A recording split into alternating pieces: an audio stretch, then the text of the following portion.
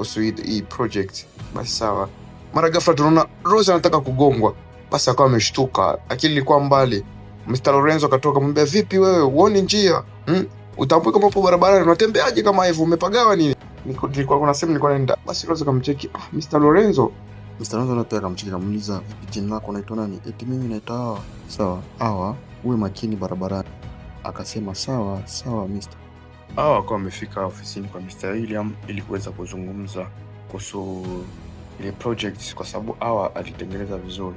Kwa hiyo Mr. William akawa anamwambia kwamba nimeona kazi yako ni nzuri sana, haina makosa, unafanya kazi yenye viwango vya juu, nimetokea kukubali sana kazi yako.